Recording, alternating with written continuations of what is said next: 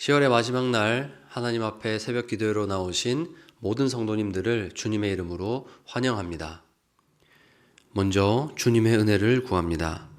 하나님이여, 주의 인자를 따라 내게 은혜를 베푸시며 주의 많은 긍휼을 따라 내 죄악을 지워 주소서. 아멘. 하나님 아버지, 오늘도 주님의 인자와 긍휼을 구합니다. 날마다 우리에게 풍성한 은혜를 베푸시며 우리의 죄악을 용서하여 주옵소서. 교회와 예배를 위해 기도합니다. 이 집은 살아계신 하나님의 교회요 진리의 기둥과 터니라. 아멘. 하나님, 우리 샘물교회가 믿음의 반석 위에 굳건한 교회 되게 하옵소서. 살아계신 하나님의 역사가 날마다 경험되게 하시고 말씀과 예배, 교제와 나눔, 섬김과 봉사, 선교와 전도가 가득한 교회 되게 하옵소서. 예배의 자리마다 풍성한 은혜와 감격을 경험하게 하옵소서. 목장과 다음 세대를 위해 기도합니다.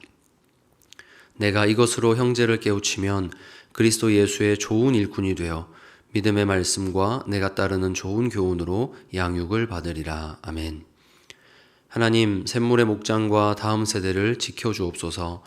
목자들에게는 지혜와 능력을 더해주시고 목원들에게는 아름다운 마음을 더해주소서. 그리스도 예수의 좋은 일꾼이 넘쳐나게 하시고 믿음의 말씀과 좋은 교훈으로 다음 세대를 양육하게 하소서. 선교와 전도를 위해 기도합니다. 내가 복음을 위하여 모든 것을 행함은 복음에 참여하고자 함이라. 아멘. 하나님, 우리 안에 구원의 기쁨과 감격이 넘치게 하시고 자원하는 심령을 주옵소서. 한 영혼을 향한 갈급한 마음을 주시고 우리의 입술을 통해 날마다 복음이 증거되게 하소서. 세계 각지에서 복음을 증거하는 선교사님들을 지켜주시고 지치지 않는 체력과 열정을 풍성한 열매를 더해 주옵소서. 나라를 위해 기도합니다.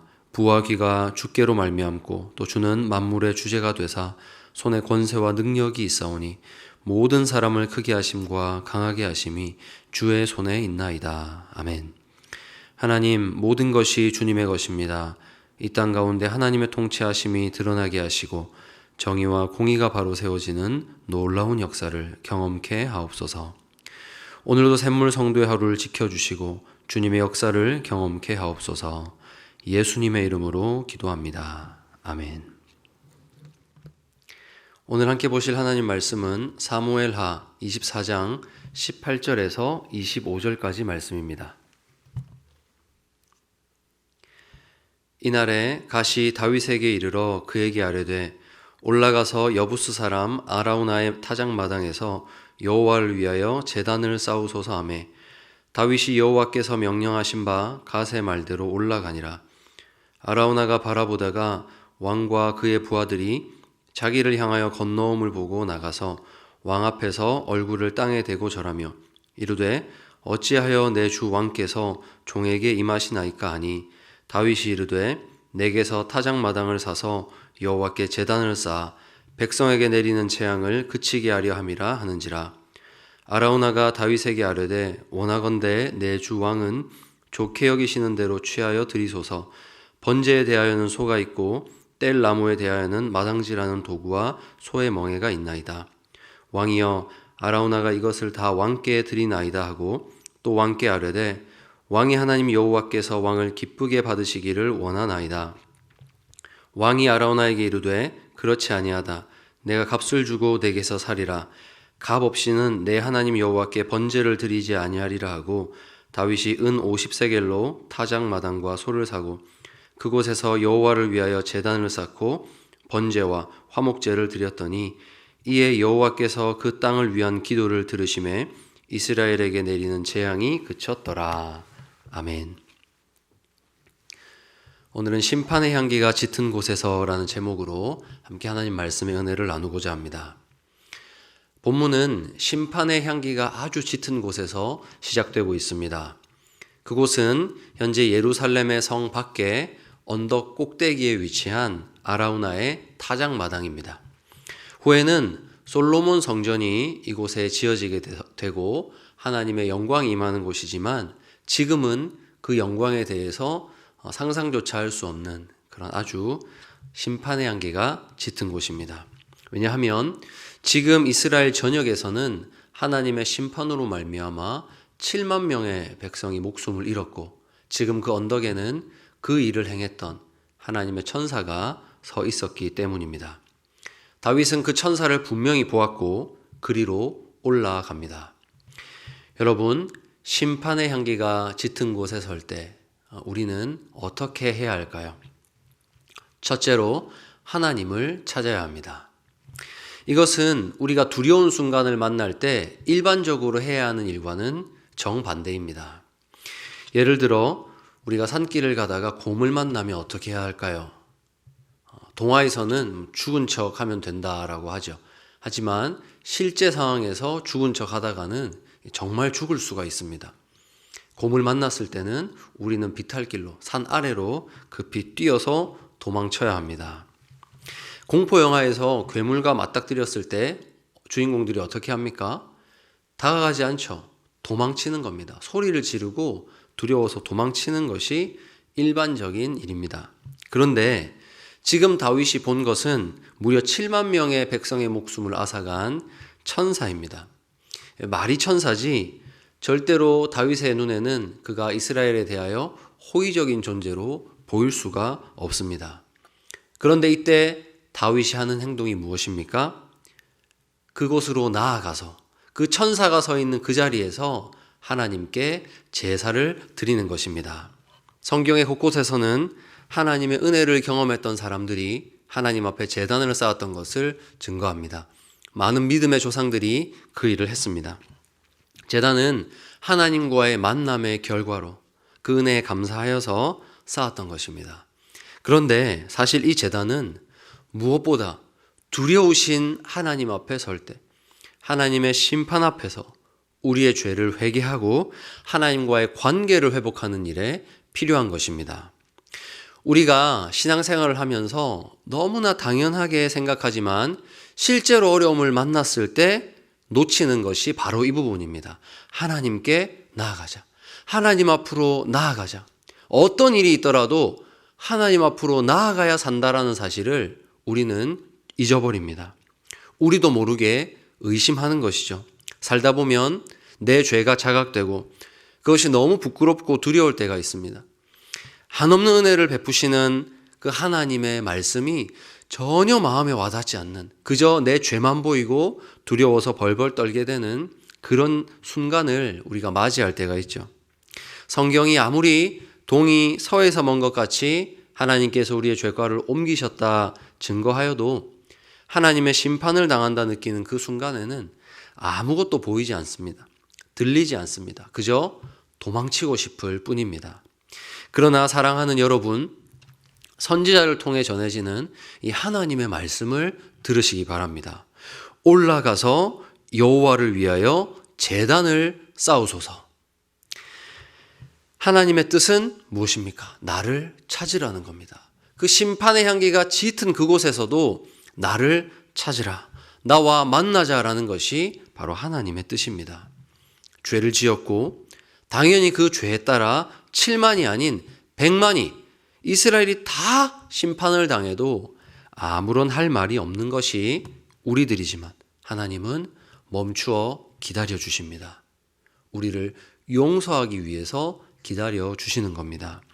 사랑하는 성도 여러분, 우리가 우리 죄 때문에 하나님께 매를 맞고 때로 하나님이 나를 심판하신다 느끼시는 바로 그 지점에서 우리는 하나님의 본심을 기억해야 합니다. 그는 사실 우리를 용서하기 위해서 손을 들어 심판의 천사를 멈추어 놓으신 채 우리를 기다리는 분이십니다. 이 하나님의 깊은 뜻을 헤아리는 여러분 되시기를 축복합니다. 이렇듯 하나님은 의로우시기 때문에 반드시 죄를 심판하셔야 하지만 우리를 사랑하시기 때문에 우리를 용서하기를 기뻐하시는 그런 하나님이십니다. 그런데 하나님께서 베푸시는 이 용서는 사실 그냥 베풀어지는 법이 없습니다. 반드시 그 죄값을 담당할 제물이 필요한 것이죠. 그러므로 심판의 향기가 짙은 곳에서 우리가 하나님께 나아갈 때 해야 될 일, 그 두 번째는 바로 자신을 드리는 일입니다. 왕의 행차를 멀리서 지켜본 아라우나는 엎드려 왕을 맞이합니다. 그리고 왕이 무엇을 하고자 하시는지 들은 후에 그 일에 자신의 땅과 재물을 기꺼이 바치겠다고 왕에게 말합니다. 그러나 다윗은 압니다. 이 일에 아라우나가 바친 것으로 할 수 있는 것이 아니라는 것을 말입니다. 하나님이 원하시는 것은 그런 식으로 취한 것을 가지고 하나님께 나오는 것이 아닙니다. 하나님은 다윗 왕이 드리는 제사, 곧 자기 자신을 드리는 일을 원하시는 것입니다. 여기서 자신을 드린다는 것은 곧 그의 생명을 하나님께 드린다는 것과 같습니다.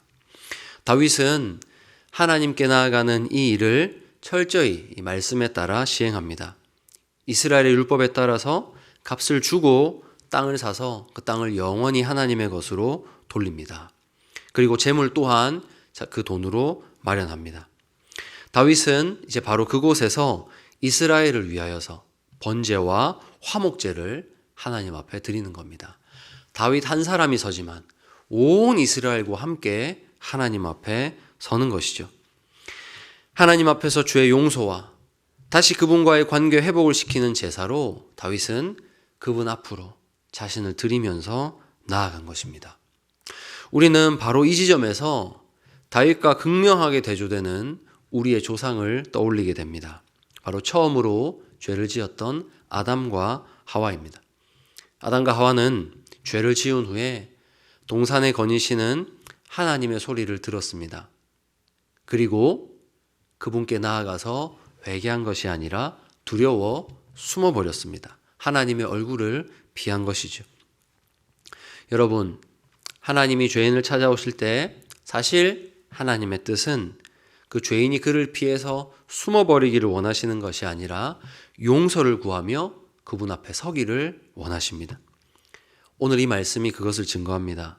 두려울 때 자신을 드리라. 두려울 때 하나님 앞에서 도망치지 말고 하나님 앞으로 나아가라. 여러분, 사실 이것은 우리의 본성을 거스르는 일입니다. 자신을 드림은 곧 자신의 죽음이기 때문이죠.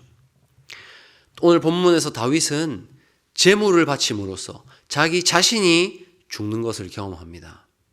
다윗은 동물로 말미암아 이런 일을 경험하고 있는 것입니다. 그러나 오늘 우리 또한 마찬가지입니다. 우리도 두려움 가운데서도 여전히 하나님께 나아가고 그 하나님께 나아가지만 여전히 살아 있습니다. 그렇다면 그 이유는 무엇이겠습니까?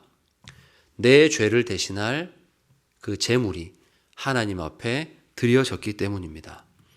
사랑하는 성도 여러분, 심판받아 마땅한 우리의 죄악에도 불구하고 예수 그리스도께서 우리의 제물 되어 주신 것이 하나님이 우리에게 주신 은혜입니다. 하나님께 나아가는 것은 사실 나 자신이 죽어야 하는 일이지만 하나님은 나의 죄를 씻고 하나님과 나의 관계를 화목하게 하는 일에 우리의 대제사장이시자 우리의 어린 양 되시는 예수 그리스도를 대신 받으셨습니다. 그러므로 오늘 두려움 속에서도 여전히 하나님 앞에 설 수 있는 자, 오히려 두렵지만 그 하나님 앞에 돌아갈 수 있는 자 누구입니까? 예수 그리스도를 온전히 신뢰하는 자입니다. 나를 위해 피 흘리신 어린 양 예수 그리스도를 온전히 신뢰하는 자만이 심판의 안개가 짙은 곳에서도 하나님 앞으로 나아갈 수 있는 것입니다.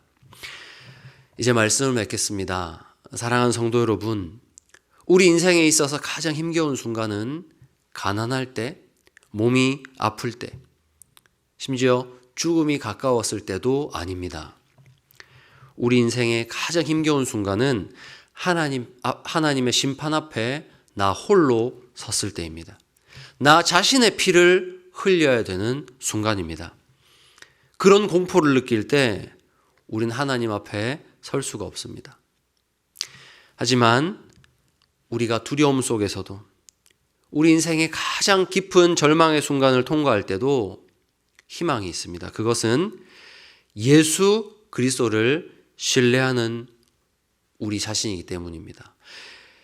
예수 그리스도를 신뢰하는 여러분들께서는 그때 절망하고 주저앉는 것이 아니라 더욱 힘을 내어서 세상에서 가장 존귀한 자리, 예배의 자리로 나아가는 복을 누릴 수가 있는 것입니다. 하나님은 그것을 원하십니다. 예수님 안에 있는 우리에게 있어서 내 모든 것을 하나님께 내어드림은, 나의 생명조차도 하나님께 내어드림은 곧 예수 그리스도를 온전히 신뢰하는 것과 같은 말입니다. 그분을 의지할 때, 나의 모든 것을 주님께 맡길 때 심판의 향기가 짙었던 그곳이 여호와께서 이제 그 땅을 위한 기도를 들으시는 은혜가 임하는 곳으로 변화되고, 심지어 그곳에 영광스러운 하나님의 임재가 있는 성전이 세워지는 것입니다. 오늘도 우리 주 예수 그리스도로 말미암아 심판의 향기가 짙은 곳을 얼마든지 은혜의 자리로 바꾸시는 우리 하나님을 찬양합시다. 예수 그리스도로 말미암아 어떤 두려움도 물리치고 존귀하신 하나님 앞에 서는 복을 날마다 누리는 복된 여러분 되시기를 주님의 이름으로 축원합니다.